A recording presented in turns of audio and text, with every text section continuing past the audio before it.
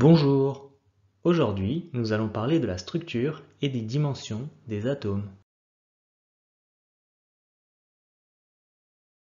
Avant tout, rappelons-nous ce qu'est un atome. Un atome, c'est l'édifice chimique de base de la matière. Dans l'Antiquité, on parlait de briques élémentaires de la matière. Et son nom vient du terme atomos, qui en grec signifie insécable. On sait aujourd'hui que l'atome est composé d'un noyau et d'électrons qui gravitent autour de ce noyau. Le noyau atomique, au centre, est composé de protons et de neutrons.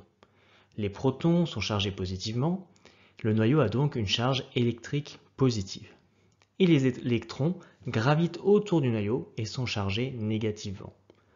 Toutes ces charges électriques se compensent pour avoir un atome électriquement neutre. Comme je te l'ai dit, le noyau est composé de protons et de neutrons, et on appelle nucléon un composant du noyau, c'est-à-dire soit un proton, soit un neutron. Pour caractériser les atomes, on s'intéresse au nombre de protons et de neutrons du noyau. On note A majuscule le nombre de nucléons, c'est-à-dire le nombre total de composants du noyau.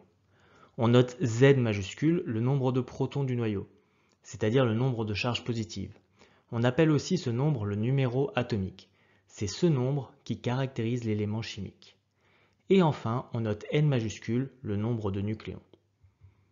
On a l'égalité A égale Z plus N, que l'on peut traduire par le nombre de nucléons est égal au nombre de protons plus le nombre de neutrons. Enfin, pour ce qui est des électrons qui gravitent autour du noyau, il y a le même nombre d'électrons que de protons, afin d'assurer la neutralité électrique de l'atome. On va s'intéresser à deux grandeurs importantes qui caractérisent les composants de l'atome. Comme tu le vois dans le tableau ci-contre, ces deux grandeurs sont la masse, qui s'exprime en kilogrammes, et la charge électrique, qui est notée Q minuscule et qui s'exprime en coulomb, notée C majuscule. La masse est une propriété de la matière que tu connais. Elle vient interagir avec les champs gravitationnels et nous ressentons la masse des objets à travers le poids, dans un champ de pesanteur. Pour la charge électrique, c'est un peu pareil. C'est une propriété de la matière qui vient interagir avec les champs électromagnétiques. C'est par exemple ce qui fait qu'un métal est attiré par un aimant. Si on revient à la masse, on constate que les nucléons, c'est-à-dire les composants du noyau, à savoir les protons et les neutrons, ont la même masse, 1,67 x 10 puissance moins 27 kg. On constate aussi que la masse de l'électron est bien inférieure à la masse du nucléon. Et oui, 9,1 x 10 puissance moins 31 kg, c'est 1800 fois plus faible que la masse d'un nucléon. C'est un peu comme comparer la masse d'une voiture et la masse d'une bouteille d'eau. Du coup, on constate que l'essentiel de la masse est concentré dans le noyau.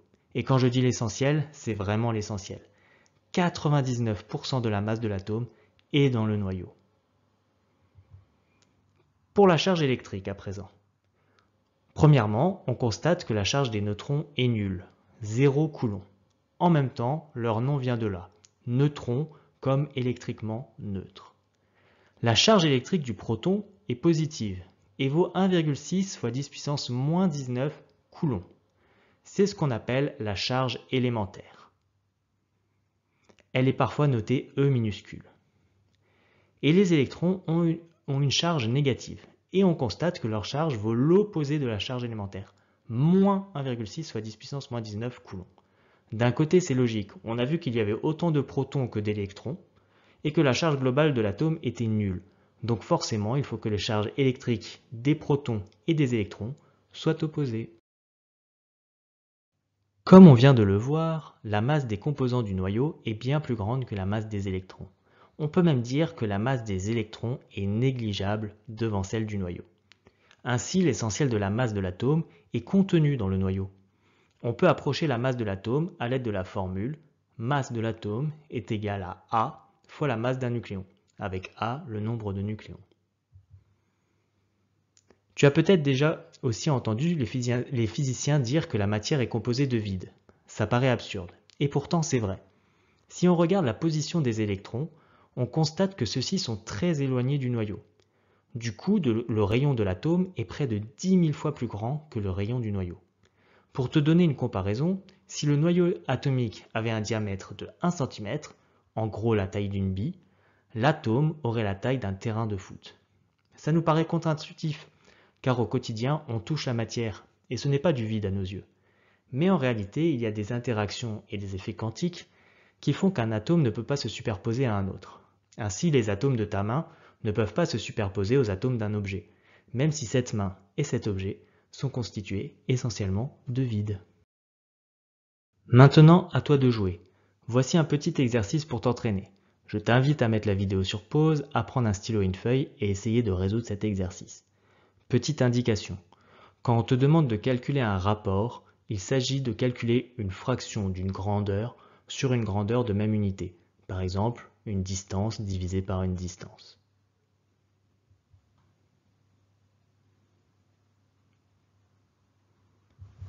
Voici la correction. Je te laisse vérifier que tu as les bonnes réponses.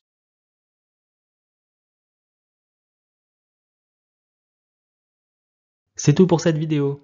J'espère qu'elle t'a plu et qu'elle t'aidera à progresser en physique-chimie. N'hésite pas à indiquer que la vidéo t'a plu, à la partager à tes camarades et à t'abonner.